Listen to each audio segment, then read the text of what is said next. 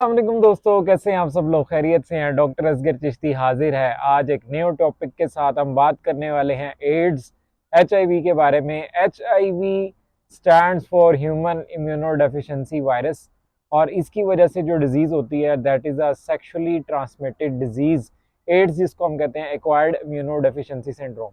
اس کے بارے میں بات کروں گا آج۔ میں آپ کو بتانے والا ہوں کہ یہ ایڈز ہے کیا، اور اس کو یہ کس طرح سے ٹرانسمٹ ہوتی ہے، اور اس کو ہم کس طریقے سے جو ہے نا وہ پریونٹ کر سکتے ہیں۔ اصل میں ابھی جو ریسنٹلی پنجاب کے اندر بہت سارے کیسز جو ہے نا وہ ایڈز کے بڑھ رہے تھے، سیکشولی ٹرانسمیٹڈ ڈیزیزز بہت زیادہ بڑھ رہی ہیں، لیکن کوئی اس کے اوپر بات نہیں کر رہا۔ لیکن پبلک اویئرنیس کے لیے میں نے یہ سوچا کہ ایک میسج میں آپ کو ڈیلیور کرنا چاہتا ہوں۔ ہر انسان کو یہ پتہ ہونا لازمی ہے۔ ایچ آئی وی جو ہے یہ پہلی دفعہ 1981 کے اندر امریکہ کے اندر ڈسکور ہوا تھا۔ امریکہ کے اندر جو گے مین تھے، جو میل ٹو میل سیکشول ایکٹیویٹی کرتے تھے، ان کے اندر یہ پایا گیا۔ اور اس سے پہلے تھوڑی سی اس کی ہسٹری اگر دیکھی جائے تو انہوں نے دیکھا کہ یہ جو ہے نا وہ اینیمل سے انسانوں میں ٹرانسفر ہوا۔ اس کے بعد سب سے پہلے جو اویئرنیس کمپین پہلی دفعہ سٹارٹ کی گئی تھی وہ 1988 کے اندر پہلی دفعہ 1 دسمبر کو H I we awareness day منایا جاتا ہے پوری دنیا کے اندر، ورلڈ کے اندر۔ تو اسی طریقے سے میں نے کوشش کی ہے کہ ایچ آئی وی کے حوالے سے جو ہے وہ ایک اویئرنیس کمپین، ایک میسج میں آپ کو دوں۔ تو سب سے پہلے ایچ آئی وی جو ہے یہ ہیومن امیونو ڈیفیشنسی سنڈروم ہے، ٹھیک ہے۔ یہ آپ کے امیون سسٹم، قوت مدافعت کے نظام کو جو ہے نا وہ اٹیک کرتا ہے، جس کی وجہ سے آپ کو جو ہے نا بعض جو ہے مختلف، اس کے بعد آپ کو ویکنس ہو جاتی ہے، مطلب مختلف بیماریاں لگ جاتی ہیں قوت مدافعت کمزور ہونے کی وجہ سے۔ مختلف جراثیم آپ کو آسانی سے جو ہے نا وہ حملہ کرتے ہیں اور آپ کو بیمار کر دیتے ہیں، جس کی وجہ سے یہ دیکھا گیا کہ بہت ساری اموات ماضی میں بھی ہوئی ہیں، اور ابھی بھی ڈیتھ ریٹ ایچ آئی وی کی وجہ سے بہت زیادہ ہے۔ جو انفارمیشن میں آپ سے شیئر کرنے والا ہوں یہ بہت ہی اوتھینٹک ہے، اور سینٹر فار ڈیزیز کنٹرول امریکہ جو ہے اس کے انہوں نے مختلف گائیڈ لائنز شیئر کی ہیں۔ اس کے اکارڈنگ جو ہے وہ ایچ آئی وی کس طرح سے ٹرانسمٹ ہوتا ہے۔ ایچ آئی وی جو ہے وہ ٹرانسمٹ ہو سکتا ہے ان پروٹیکٹڈ سیکشول ایکٹیویٹی کے ساتھ۔ اگر کوئی بندہ پہلے سے ہی کسی سیکشول ایچ آئی وی یا سیکشول ٹرانسمیٹڈ ڈیزیز کا شکار ہے، اگر آپ اس کے ساتھ ان پروٹیکٹڈ سیکس کرتے ہیں یا سیکشول ایکٹیویٹی کرتے ہیں تو اس سے یہ ٹرانسفر ہو سکتا ہے۔ اس کے بعد آپ بلڈ ٹرانسفیوژنس کے ذریعے یہ پھیل سکتا ہے۔ یہ سب سے امپورٹنٹ اور غور طلب بات ہے کہ آج کل نیڈلز جو ہے ان کی اسٹیریلٹی کا خیال رکھنا چاہیے، کہ ایک نیڈل جو ایک پیشنٹ کو لگ چکی ہے وہ دوسرے پیشنٹ کو ہرگز استعمال نہ کرے۔ تو blood to build direct contact کے ساتھ یہ پھیلتا ہے ایچ آئی وی۔ اس کے علاوہ یہ مدر ٹو بیبی جو ہے وہ پھیل سکتا ہے، ٹھیک ہے۔ اگر ایک پریگننٹ فیمیل ہے تو اس کے بچے میں ہونے کا اس کا چانس زیادہ ہوتا ہے۔ اس کے علاوہ آرگن ٹرانسپلانٹ یا پھر جو ہے سیکشل ایکٹیویٹی کی بات میں پہلے ہی کر چکا ہوں۔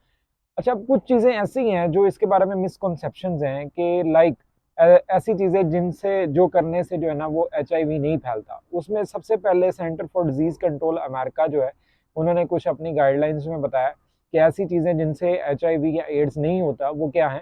سب سے پہلے اس میں یہ ہے کہ ایک اگر ایچ آئی وی پیشنٹ ہے، اس کا کھانا شیئر کرنے سے یا اس کے کپڑے شیئر کرنے سے یا اس کے ساتھ اٹھنے بیٹھنے سے، ایون کہ اس کے ساتھ کسنگ کرنے سے، یا اس کے علاوہ مطلب اورل سیکس کی بھی سم ٹائم اس میں لکھا ہوا ہے، تو یہ چیزیں کرنے کے ساتھ جو ہے نا وہ آپ کی ایڈز جو ہیں وہ ٹرانسمٹ نہیں ہوتی، ٹھیک ہے۔ ایڈز جو جیسے ٹرانسمٹ ہوتی ہے وہ پہلے میں ڈسکس کر چکا ہوں۔ اور کون سی چیزیں ہیں جس سے ایڈز ٹرانسفر نہیں ہوتا، وہ یہ ہے کہ ٹچنگ سے، یا پھر جو ہے وہ اس کی کچھ چیزیں استعمال کرنے سے، یا اس کے ساتھ بیٹھنے سے یا اٹھنے سے، یا اس کے ساتھ اسپیس شیئرنگ سے جو ہے نا وہ ٹرانسمٹ نہیں ہوتا وائرس۔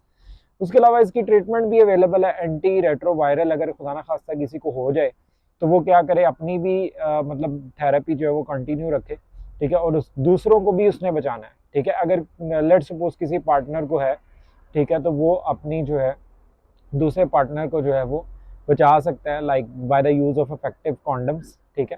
ایسے کانڈمس استعمال کریں جس سے جو ہے وہ آپ مطلب ڈیورنگ سیکشل انٹر کورس وہ پھیلے نہ، پھٹے نہ، ٹھیک ہے۔ سیکشلی ٹرانسمیٹڈ ڈیزیز جو ہے نا یہ تب ہی پھیلتی ہے ایک انسان سے دوسرے انسان میں جب جو ہے ڈائریکٹ آپ کی جو میوکوزا ہے وہ کانٹیکٹ آتی ہے ایک دوسرے انسان کی کانٹیکٹ کے ساتھ۔ جیسے اس میں کون سے باڈی فلوئڈز ہیں جس سے جو ہے وہ ایڈز پھیل سکتا ہے، ٹھیک ہے۔ اس کے اندر ہمارے پاس آ جاتے ہیں جی بلڈ ہے، سیمن ہے، ٹھیک ہے، جس میں سپرمز آ جاتے ہیں، ٹھیک ہے۔ ریکٹل فلوئڈز ہیں جو آپ کے اینس کے اندر ریکٹل فلوئڈز ہوتے ہیں، یا ویجائنل فلوئڈ ہے، یا بریسٹ ملک۔ یہ وہ فلوئڈز ہیں جو اگر کسی دوسرے انسان کی ڈائریکٹ میوکوزل لائننگ جو کہ آپ کی وجائنا کے اندر یا پھر جو ہے آپ کے جو پینس ہے اس کی اوپننگ کے اندر پریزنٹ ہوتے ہیں. اگر اس کے ساتھ ڈائریکٹ کانٹیکٹ ہو جائے تو یہ ٹرانسمٹ ہوتے ہیں ایک انسان سے دوسرے انسان تک. تو اس کے علاوہ تھراپیز جو ہیں وہ کنٹینیو رکھنی چاہیے. اب سینٹر فار ڈیزیز کنٹرول امریکہ جو ہے وہ اس نے کچھ گائیڈ لائنس شیئر کی ہیں. میں نیچے آپ کو ساتھ ساتھ اس کا لنک بھی پرووائڈ کروں گا, اگر آپ خود بھی اس کو جو ہے وہ اسٹڈی کر سکتے ہیں کہ سیفر سیکس کس طریقے سے ہونا چاہیے, ریڈیوس اپنا رسک جو ہے وہ کس طریقے سے آپ ریڈیوس کر سکتے ہیں. اس کے علاوہ آپ ٹرانسمیشن کو کس طریقے سے کنٹرول کر سکتے ہیں, یہ سب سے امپورٹنٹ ہے. اور جو نیڈلز ہیں ان کی اسٹیریلٹی کس طرح سے کرنی چاہیے, مطلب آپ پانی سے واش کرنا چاہیں تو پانی سے واش کر کے کس طریقے سے اپنی نیڈل, اگر جو لوگ کنٹینیوسلی انجیکٹ کرتے ہیں, انجیکشنز لگاتے ہیں ڈیلی بیسس پہ, وہ کس طریقے سے جو ہے نا وہ اس سے اپنا بچاؤ کر سکتے ہیں. ٹھیک ہے, بلیچ سے اپنی نیڈلز کو کس طرح سے واش کر سکتے ہیں, اور کوشش کریں کہ ایک نیڈل کو دوسری دفعہ یوز نہ کریں. ٹھیک ہے, تو یہ تھی کچھ گائیڈ لائنز اور اس کا لنک میں آپ کے ساتھ شیئر کروں گا. امید ہے کہ آپ کو آج کی میری یہ انفارمیشن پسند آئی ہوگی. کوئی بھی آپ کا کویشچن ہے, کوئی بھی چیز آپ پوچھنا چاہتے ہیں, فردر بات کرنا چاہتے ہیں, تو کمنٹ سیکشن اوپن ہے آپ کے لیے. تھینک یو ویری مچ جی, خیال رکھیں اپنا بہت سارا. تھینک یو ویری مچ, اللہ حافظ.